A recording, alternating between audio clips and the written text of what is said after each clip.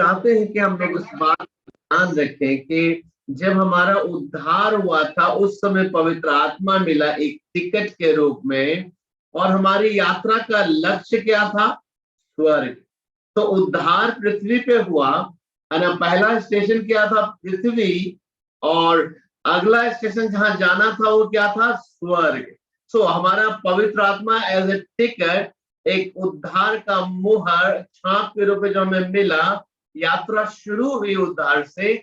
और अंतिम फाइनल जो उद्धार जो था हमारा, कब होना था यात्रा कंप्लीट? स्वर्ग में, अर्थात रैप्चर के दिन तक। इस बीच में ये टिकट, ये उद्धार के निमित्त जो पवित्र आत्मा के रूप में हमें मिला है उपस्थिति, पवित्र आत्मा एक व्यक्ति के रूप में जो मिला है, एक छुटकारे का टिकट के लिए मिला है। इस पवित्र आत्मा की उपस्थिति अब पूरे यात्रा में, अर्थात जिस दिन हमें उद्धार मिला उस दिन से लेकर रैप्चर तक, अर्थात हमारे लक्ष्य तक, ये टिकट हमारे साथ होना हम सबकी आवश्यकता थी शुरू से, और आवश्यकता है, और आवश्यकता हर एक विश्वासियों के लिए है जो सचमुच एक अपने हृदय में सोचता है कि मुझे स्वर्ग जाना है। अगर स्वर्ग जाने का लक्ष्य आपने सचमुच एहसास किया है सुसमाचार के द्वारा, तो उस मुहर को मत भूलिएगा, उस छाप को मत भूलिएगा जो पवित्र आत्मा के रूप में हम सभी को मिला है। मेरे प्यारे भाई बहन, हम में से कई लोगों ने अभी तक बार बार इस यात्रा में उस टिकट को खोया, और खोने की वजह से हम लोग एक यात्री, जो स्वर्गीय यात्री जो है, ये सियोन देश की यात्री जैसे कुछ दिन तो दिखाई दिए, और उसके बाद जो है कोई भी हम लोगों को देखकर कह सकता था ये सियोन देश की यात्री नहीं है, ये तो इसी देश के लोग हैं, इसी पृथ्वी के लोग हैं। क्योंकि हमारी बातों से, हमारे आचरण से, हमारी चाहतों से, हमारी अभिलाषाओं को कोई दूर से देखकर पकड़ सकता था कि हम पृथ्वी पर की ही बातें करना शुरू कर दिए थे, पृथ्वी पर ही अपने आनंद को ढूंढने लगे थे। हमारा अहंकार और हमारा घमंड का सिंह जो है पृथ्वी पर की ही सफलता बन गई थी, क्योंकि हमने उस टिकट को, वो पवित्र आत्मा जो हमारे छुटकारे के लिए एक मोहर के रूप में दिया था, हमारे मिरास का बयाना एडवांस पेमेंट है, बाइबल बताती है, हमने उस टिकट से ही बैर कर लिया था, हमने उस टिकट को ही अपने जीवन से शोकित कर दिया था। लेकिन मेरे प्यारे भाई बहन, हम लोग सचमुच, हम लोग जितना भी धन्यवाद करें जीवित परमेश्वर का, वो कितना अनोखा हमसे प्यार किया, कि तो भी हम अविश्वास योग्य एक बार नहीं, दो बार नहीं, हम हजार बार, करोड़ों बार अविश्वास योग्य होते रहे, चुनाव कर करके अविश्वास योग्य होते रहे, और फिर भी परमेश्वर भी चुनाव कर करके हमसे प्यार करता रहा। परमेश्वर कभी भी हमसे एक्सीडेंटल प्रेम नहीं किया। परमेश्वर ने हर बार चुनाव किया कि जाने दो, कोई बात नहीं, ये मेरे बच्चे हैं, मैं इनको खत्म होने नहीं दूंगा। और हर बार हमारे ऊपर अपना हाथ को बढ़ाया, दया का, करुणा का, अनुग्रह का, कृपा का, जैसा बीते दिनों में हम लोगों ने वचन से सीखा है कि किस प्रकार पवित्र आत्मा ने पौलुस में होकर इस बात को सिखाया कलीसिया के बीच में। प्रभु यीशु का अनुग्रह जो है तुम पर होती रहे, और तुम्हें अनुग्रह मिलता रहे, तुम पे बना रहे। और हम जानते हैं कि बिना परमेश्वर के अनुग्रह के हम सचमुच एक सच्ची आत्मिक स्वतंत्रता का जीवन हम कदापि नहीं जी सकते हैं। और मैं जब आप लोगों की गवाहियों को आज एक बार फिर सुन रहा हूं, तो ऐसा लगता है जैसे कि वो 31 तारीख का रात जैसे आज भी हम लोगों के मनों में एकदम ताजा है, खौल रहा है, ऐसा लग रहा है। हर किसी के जीवन में परिवर्तन जो है, जो पहले अप्रत्यक्ष था, वो दिखता नहीं था, अब प्रत्यक्ष है, और परिवर्तन हम सबके जीवन में दिखता है। हम सबकी बातों में दिखता है, हम सबके गवाहियों में दिख रहा है, हम सबके निर्णय में भी अब परिवर्तन दिख रहा है। ये सचमुच ये अद्भुत परमेश्वर की आशीष को इस 2022 में हम उस व्यक्ति के साथ अर्थात जीवित यीशु मसीह के हाथ को थाम कर ये निश्चय है कि हम लोग प्रवेश किए हैं। लेकिन अब आवश्यकता है कि हम इस बात को बड़ी ही गंभीरता के साथ, बहुत ही सच्चाई के साथ लेकर आगे बढ़ें। हम एक बात के बारे में बताना चाहते हैं, जैसा कि अभी अजय इस बात को बता रहा था कि किस प्रकार आप अपने जीवन के लिए अब इसको लगातार ऐसा महसूस होता है कि हमें नया जीवन दिया है प्रभु ने। पाप से ऐसा लगता है मैं पुराना वाला अजय मर गया है, नया जीवन जी रहे हैं ऐसा लगता है। अब लगता है जैसे बपतिस्मा के दिन जैसा हुआ था कि पुराना वाला मनुष्य मर गया और अब जो है नया है। तो इस बात को एहसास कर रहा है अजय जो बता रहा था। मुझे सचमुच मुझे स्मरण आया कि अभी से कुछ दिन पहले मैंने आप लोगों को एक वचन सिखाया था, अगर याद होगा तो। मैंने उस वचन को अगर आप मेरे साथ खोले जल्दी से, उस वचन में बिल्कुल ऐसा ही लिखा है जिस बात को अजय ने अपने जीवन में महसूस किया है इन दिनों। हम चाहते हैं साथ ही साथ हम लोग इसको पढ़े ताकि वचन से भी हम लोग हमेशा याद रख पाएंगे इस बात को। नया नियम में रोमियो की पुस्तक उसका अध्याय 6, रोमियो की पुस्तक उसका अध्याय 6 उसका 13 और 14, रोमियो की पुस्तक उसका अध्याय 6 उसका 13 और 14, यहां पर ऐसा लिखा है, और न अपने अंगों को अधर्म के हथियार होने के लिए पाप को सौंपो, पर अपने आप को मरे हुओं में से जी उठा जानकर परमेश्वर को सौंपो। हालेलुया, परमेश्वर की स्तुति हो। यही बात पवित्र आत्मा अजय को एहसास दिलाना शुरू कर दिया कि तुम अपने आप को अब मरे हुओं में से जी उठा जानकर। ये कितना अद्भुत बात है, और बिल्कुल यही बात पवित्र शास्त्र बाइबल में हम देखते हैं। पौलुस कहता है कि अब अपने अंगों को, कौन से अंगों को, जो सारा पूरा हमारा शरीर है, जो हम आंख से संसारिक तरीके से देखते थे, अपने दिमाग से संसारिक तरीके से सोचते थे,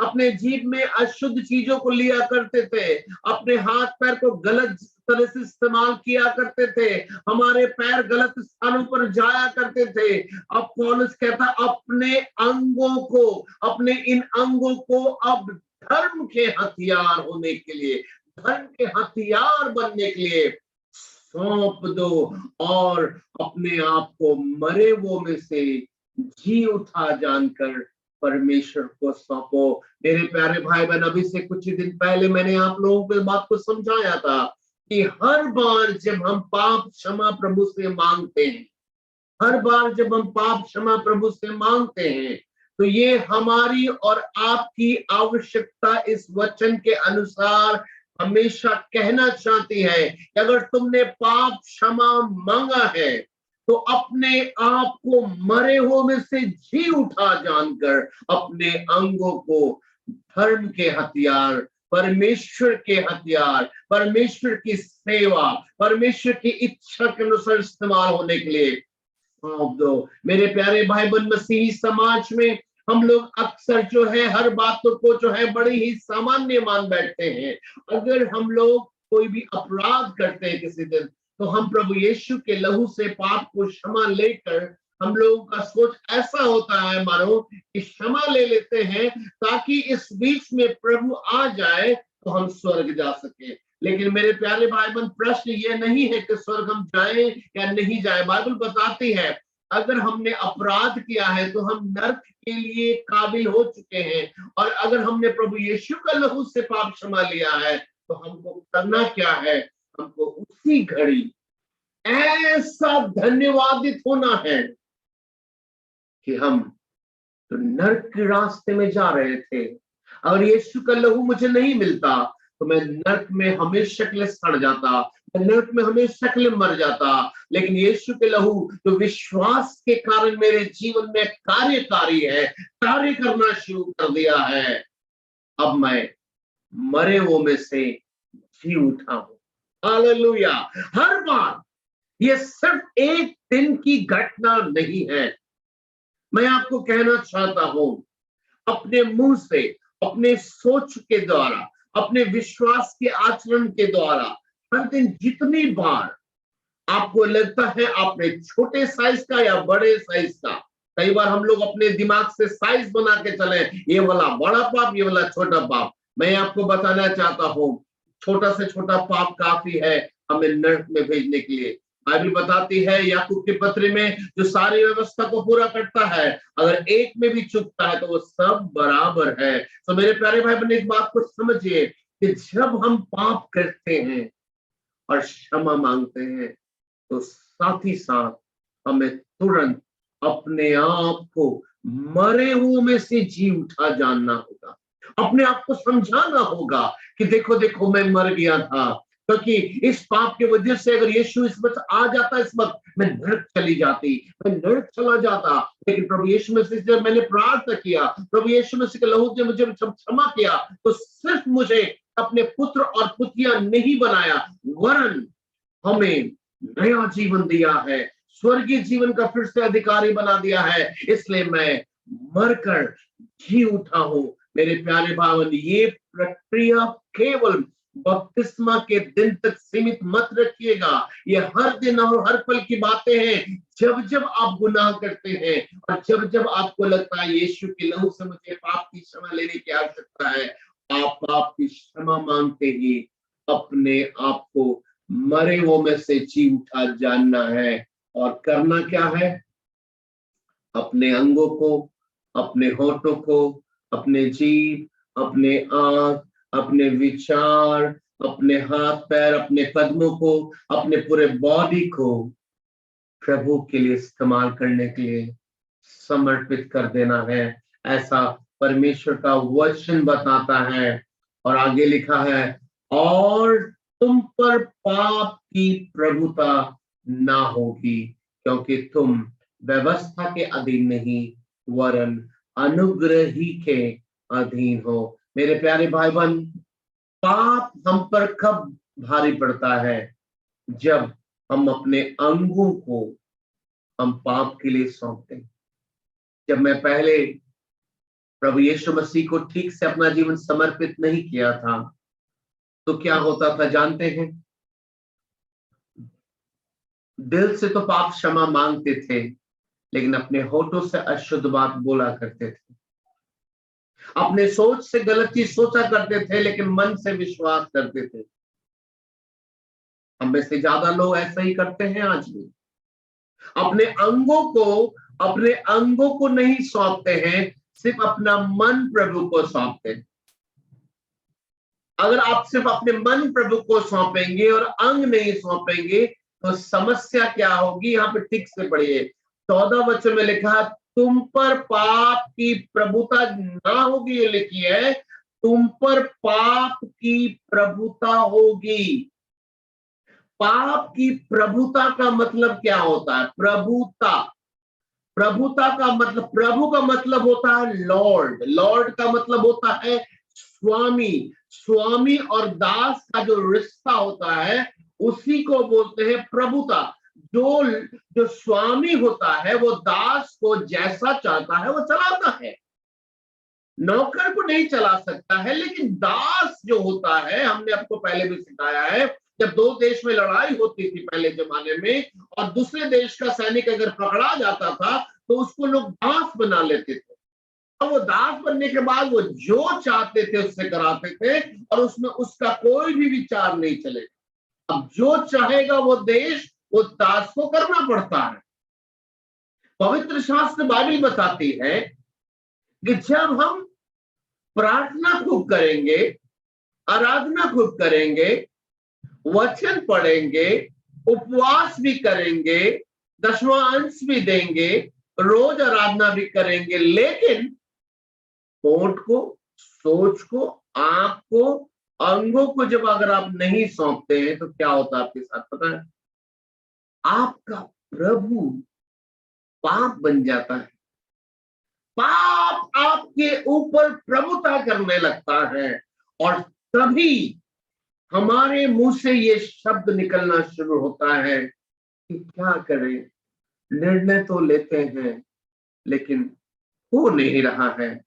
हम कितनी बार कोशिश करते हैं लेकिन हो नहीं रहा है। हम अभी कैसे अभी कह रहे हैं कि हम 31 तारीख के बाद सही भैया आप बोले थे लेकिन हमसे फिर अपराध हो गया। हम निर्णय तो लिए लेकिन फिर अपराध हो गया। आप समझिए क्यों अपराध हुआ है। अपराध इसलिए हुआ है कि हमने अपने मन को तो दिया है प्रभु को, लेकिन अपने अंगों को हम धर्म के लिए हथियार बनने के लिए नहीं सौंपा। अगर अपने अंगों को आप प्रभु के हाथ में नहीं सौंपेंगे तो क्या होगा? पाप की प्रभुता हमारे ऊपर होने लगेगी। और जब पाप हमारा प्रभु होगा तो प्रभु का आज्ञा दास मानेगा कि नहीं मानेगा? बोलिए तो। मानेगा ही मानेगा। तो इसीलिए हम लोग इसको किस तरह से रखते हैं? हम लोग इस बात को देखिए वचन से बाहर एक ऐसे नायाब तरीके से रखते हैं जैसे हम लोग को मालूम ही नहीं है। हम लोग इसको कैसे बताते हैं? पता नहीं कैसे गुस्सा आ गया, पता नहीं भैया वो गए थे लेकिन मुंह से निकल गया। नहीं, पता नहीं है आपको। आपको पता होना चाहिए। आपने अपने अंगों को क्योंकि धर्म के हथियार बनने के लिए नहीं सौंपा, क्योंकि धर्म के हथियार बनने के लिए सौंपा होता तो यीशु प्रभु की प्रभुता होती आपके अंगों पर। जब यीशु प्रभु की प्रभुता होती उसके कंट्रोल में तो आप पवित्रता का काम करते और अशुद्धता आपसे नहीं होती। लेकिन आपने किया क्या कि मन को तो प्रभु को दिया लेकिन अंग को पाप के हाथ में दे दिया। अशुद्ध बात सोचने का काम जारी है। सारा निर्णय लेने के बाद भी मोबाइल पे सुबह से लेकर शाम तक किसी ना किसी समय में फेसबुक देख रहे हैं ऐसे स्क्रॉल करके, तो कोई टिकटॉक देख रहे हैं, तो कोई वीडियो गेम देख रहे हैं, तो कोई टेलीग्राम में कुछ इधर उधर का चीज देख रहे हैं, कोई व्हाट्सएप में स्टेटस लगा रहे हैं, गंदा गंदा फिल्मी लगा रहे हैं, इधर उधर देख रहे हैं। तो इन उंगलियों को और इन आंखों को कहाँ दिया हुआ अभी? अधर्म को। अब मन कहाँ दिया हुआ? प्रभु को। मेरे प्यारे, ये उंगली से जो स्क्रॉल कर रहे हो नहीं, उंगली पे किसका प्रभुता आ गया? पाप का। आंख पे किसका प्रभुता आ गया? पाप का। और जो पाप करता है किसका दास है? शैतान का। तो शैतान का जब दास है तो आज्ञा कैसे नहीं मानिएगा? मानना ही होगा। और इसीलिए हम लोग हर निर्णय के बाद गिरने के लिए तैयार होते हैं, इसलिए कि निर्णय लेते हैं मन से और अंग होता है शैतान के हाथ में। तो शैतान बोलता है निर्णय लेते रहो, तुम्हारा अंग तो ये वाला मेरे पास है जो स्क्रॉल अभी देखो मीटिंग के बाद फिर तुमसे स्क्रॉल कराना शुरू करेंगे, वीडियो गेम दिखवाएंगे, फेसबुक दिखवाएंगे, व्हाट्सएप चलवाएंगे, टिकटॉक चलवाएंगे। उंगली पे तो मेरा ही प्रभुता है, आंख में तो मेरा ही प्रभुता है, इसको तुम लोग कहाँ दिया है? और हर बार हम लोग वहीं पे जाकर एक धोई हुई सुवर्णी के समान लौटने के लिए चले जाते हैं। मेरे प्यारे भाई बहन, क्या सचमुच ऐसा संभव है कि एक दास दो स्वामियों की सेवा, जिसमें मन मेरा यीशु का है और तन मेरा जो है संसार का है, ऐसा दो स्वामियों की सेवा क्या कोई दास कर सकता है क्या? कभी? कदापि नहीं। बाइबल बताती है वो एक से प्रेम करेगा और एक से बैर करेगा। मैं आप सबसे पूछना चाहता हूं कि क्या आपने अगर निर्णय लिया तो मोबाइल फोन पर आपका समय बिताना पहले जैसा ही है या घट रहा है? मैं तो सोचा था आपको उस दिन बोलूं कि संभव हो तो सबसे पहला जो हम लोगों के जीवन में अपराध की रास्ता बना हुआ है इस संसार में, ये एंड्रॉयड मोबाइल फोन है, जिसके वजह से हम कभी भी खाली नहीं रह पाते हैं। हर कुछ सेकंड के बाद, हर कुछ मिनट के बाद, जैसे कोई कहता है कि व्हाट्सएप खोलो कोई मैसेज आया होगा, हर कुछ मिनट के बाद लगता है कि थोड़ा सा हम यूट्यूब में स्क्रॉल करके देखें कि कुछ आया होगा। कई बार तो आप अपने आप को जांचिएगा मेरे प्यारे भाई बहन, कई बार जब आप यूट्यूब में स्क्रॉल कर रहे होते हैं या फेसबुक में स्क्रॉल कर रहे होते हैं, कई बार आपसे रोक के पूछ दिया जाए क्या ढूंढ रहे हो, आपको खुद पता नहीं होता है क्या ढूंढ रहे हैं। बस एक ही चीज चल रहा होता है, बढ़ाते चलो बढ़ाते चलो, और उसी में कहीं ना कहीं हमारे लिए शैतान जो स्वामी बना इन अंगों का, हमको फंसा लेता है। कभी कोई क्लिप देख लेते हैं, उससे थोड़ा सा खिंचा जाते हैं, तो कहीं कोई फोटोग्राफ देख लेते हैं, तो कभी स्टेटस में आ जाता है, तो कभी कुछ। मेरे प्यारे भाई बहन, अगर हम सचमुच चाहते हैं कि हमारे जीवन में यीशु ही प्रभु रहे, जैसा आप लोग ने सीखा ना, अनगिनत लोग हैं संसार में जो यीशु को मसीह करके ग्रहण किया है और करना पसंद करते हैं, क्योंकि यीशु को मसीह करके ग्रहण करने में बहुत फायदा है। आपको शरीर की बीमारी से चंगाई मिलती है, आपको शांति मिलती है, आपको आनंद मिलता है, आपको आराम मिलता है, आप दुष्ट आत्माओं की शक्ति से आजाद हो जाते हैं जब यीशु को मसीह करके ग्रहण करते हैं।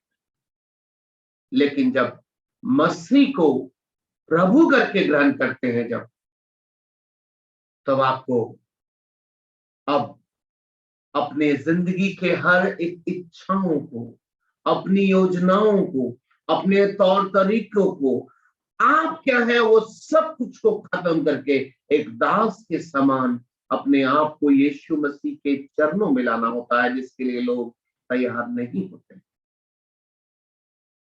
मेरे प्यारे भाई बहन, मैं आप सभी से पूछना चाहता हूं कि क्या ये 2022 वर्ष आप इस बात को समझ पाएंगे कि हम पाप में क्यों गिरते हैं? पाप में हम गिरते नहीं हैं,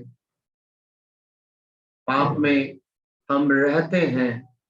पाप में हम कैसे रहते हैं? क्योंकि हमारी उंगलियां, स्क्रॉल करने वाली उंगलियां जो हैं, हमारे आंख तरसते हैं देखने के लिए उन चीजों को, यूट्यूब में, फेसबुक में, सुबह उठते व्हाट्सएप में, स्टेटस में कुछ ना कुछ ढूंढना शुरू करता है। और हम लोग इन अंगों को जो खोज रहा है संसारिक चीजें, हमने इन अंगों को कभी भी डांटना नहीं शुरू किया है। हम 31 तारीख का निर्णय तो ले लिए, लेकिन इन अंगों को नहीं समझा रहे हैं कि अब से तुमको ये स्क्रॉलिंग बंद करना होगा।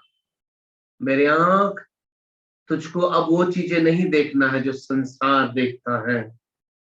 हे मेरे मन, यहोवा को धन्य कह और उसके किसी उपकार को तू कभी ना भूलना।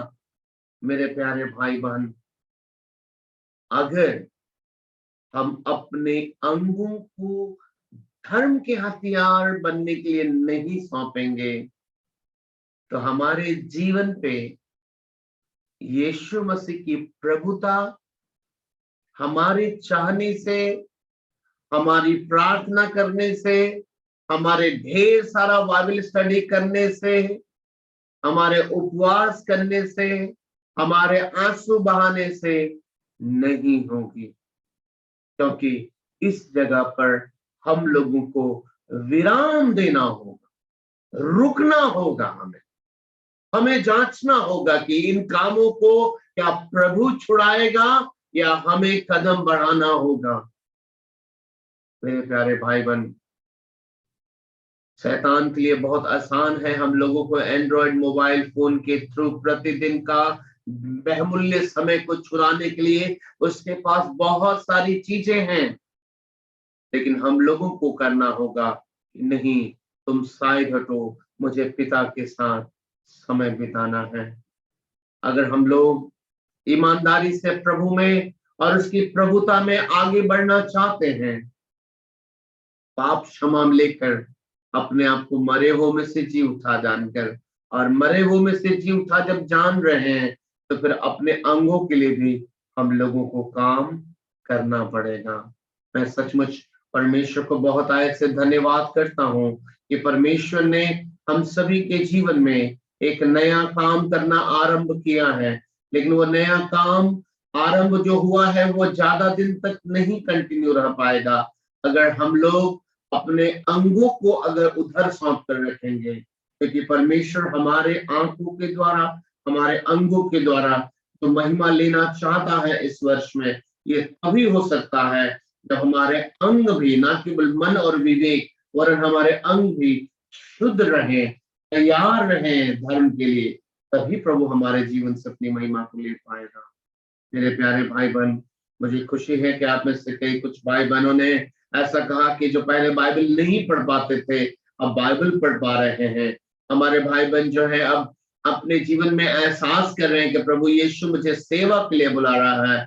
मुझे सुबह से आप लोगों का अलग अलग मैसेज मिल रहा है, मुझे इस बात की बहुत खुशी है, लेकिन हमेशा ध्यान रखिए कि अपने अंगों को धर्म के हथियार बनकर सौंपिएगा, तभी प्रभु यीशु मसीह की प्रभुता हमारे ऊपर होने पाएगी। और जैसा कि कल मैंने आप लोगों को बताया कि परमेश्वर की पवित्र आत्मा को शोकित मत करो।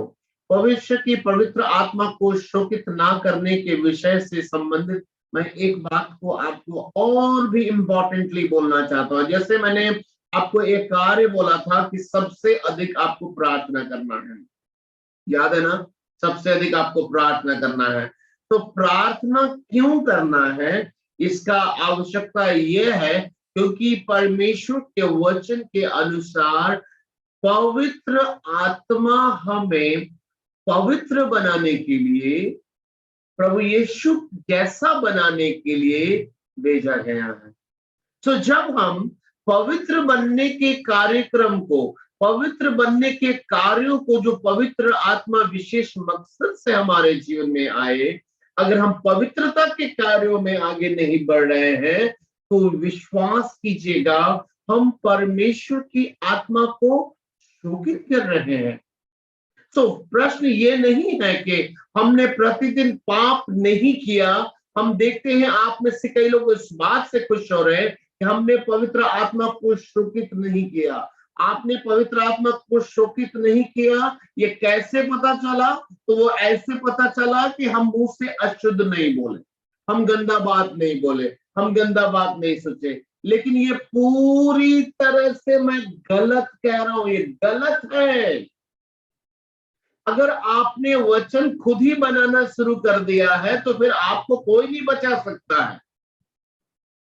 आप गलत नहीं करते हैं इसलिए आप पवित्र हैं, ऐसा बाइबल नहीं बताती है। आप सुन रहे हैं मेरी बात को? आप गलत काम नहीं करते हैं इसलिए आप पवित्र हैं, कौन बताया आपको? ऐसा बाइबल नहीं बताती है, बल्कि बाइबल तो ये बताती है कि मनुष्य जाति अगर धर्म के भी काम करे तो वो मैले चित्रों के समान है। तो गलत नहीं करके कैसे आप खुश रह सकते हैं? नहीं, ये गलत लॉजिक है, ये वचन से बाहर है।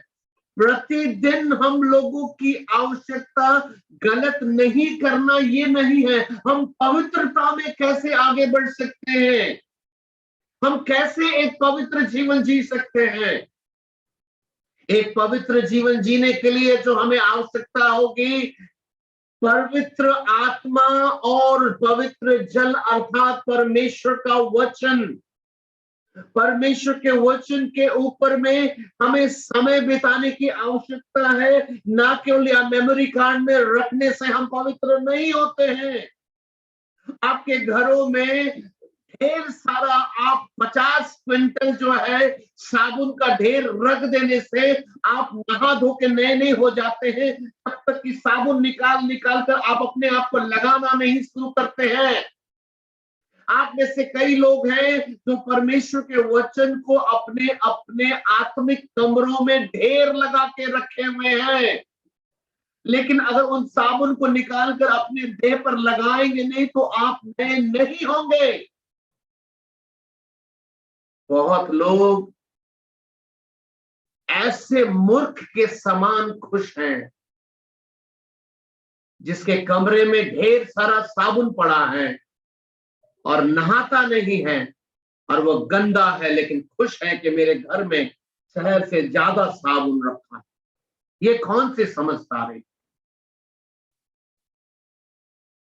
ये कौन सी समझदारी है मेरे प्यारे भाई? कोई समझदारी नहीं है। याद रखिएगा मेरे प्यारे भाई बहन, पवित्रता की खोजी हो जाओ, वचन में लिखा है, जिसके बिना कोई परमेश्वर को नहीं देखेगा। प्रतिदिन हमें ज्यादा प्रार्थना इसलिए करना है ताकि हम पवित्र बन सके, क्योंकि परमेश्वर का वचन बताता है पवित्र बनो क्योंकि तुम्हारा बुलाने वाला पवित्र है। तो हम पाप नहीं किए पूरे दिन भर में, ये हमारी जय नहीं है। हम पवित्रता में कितना 5 इंच भी पवित्रता में आगे बढ़ पाए, ये जय है। तो आगे से आज के बाद अगर हमें सही दिशा में दौड़ना है तो पाप नहीं किए इस बात से आनंदित नहीं होना है। हमें ये जांचना है कि हमने पवित्रता की कितनी सीढ़ियां चढ़ना शुरू कर दिया है। हमें सामान्य व्यक्तियों के समान परमेश्वर ने नहीं बुलाया इस दुनिया में। हम असामान्य लोग हैं, हम लोग असाधारण लोग हैं, हम महान कार्यों को करने के लिए बुलाए और चुने गए लोग हैं। इसलिए हम वो बात ना करें जो सामान्य लोग करते हैं। एक सामान्य समाज सेवक लोग भी पाप नहीं करते हैं। सामान्य ऐसे बहुत सारे संसार में लोग मिल जाएंगे जो झूठ चोरी व्यभिचार नहीं करते हैं। अगर वही आपका स्टैंडर्ड है तो फिर आप में और उसमें क्या अंतर है? मदर टेरेसा भी बहुत सेवा करती थी, मदर टेरेसा भी गाली नहीं देती थी। तो आप मदर टेरेसा को अपना उद्धारकर्ता बना लिए हैं या यीशु मसीह को उद्धारकर्ता बनाए, जिसने कहा कि मेरा भोजन यह है कि अपने भेजने वाले की इच्छा के अनुसार चलूं और उसका काम पूरा करूं। मेरे प्यारे भाई बहन, आज आवश्यकता है अपने जीवन में पवित्रता के जो अवसर जो प्रभु दे रहा है उसको नेग्लेक्ट करना बंद कीजिए। मत नेग्लेक्ट कीजिए। नेग्लेक्ट को हम क्या कह सकते हैं, उसको अनदेखा मत कीजिए। हमारी आवश्यकता पवित्र बनने की है। हम पाप नहीं करते ये हमारी जीत नहीं, हम पवित्र पवित्र बनने के लिए बुलाए गए हैं। हर दिन का हमारा लक्ष्य पवित्र बनने का है। पवित्र अर्थात एक ऐसा जीवन जिसमें परमेश्वर को हमारे साथ समय बिताना अच्छा लगे। एक ऐसा जीवन जो परमेश्वर को भाता हो। मेरे प्यारे भाई बहन, पौलुस कहता है, यदि मैं अब तक मनुष्य को ही मनाता होता तो परमेश्वर का दास नहीं होता। मेरे प्यारे भाई बहन, अगर हम सचमुच चाहते हैं कि पवित्र आत्मा जो एक टिकट के रूप में, एक मोहर के रूप में, एक छुटकारे के रूप में जो हमारे जीवन में दिया गया है वो शोकित ना हो, याद रखिए पवित्र आत्मा हमारे जीवन में इसीलिए आए हैं कि हमें पवित्र बनाए, एक ऐसी सुंदर कुंवारी के समान तैयार करे ताकि जब दूल्हे का आने का टाइम हो तो ये पवित्र आत्मा हमारे हाथों को थाम के उस दूल्हे के साथ ऐसे करके मिला दे और हम लोगों का परमानेंट विवाह हो जाएगा और हम अनंत काल के लिए स्वर्ग में अपने दूल्हे राजा यीशु के साथ रहेंगे। पवित्र आत्मा हम लोगों को तैयार करना चाहता है। आवश्यकता ये नहीं कि हम क्या क्या गलत काम नहीं करते हैं, हम इस बात से नहीं खुश हो सकते कि हम गलत करना छोड़ दिए हैं। हमें तो ये जांचना है कि हमने सही काम करना शुरू किया है कि नहीं।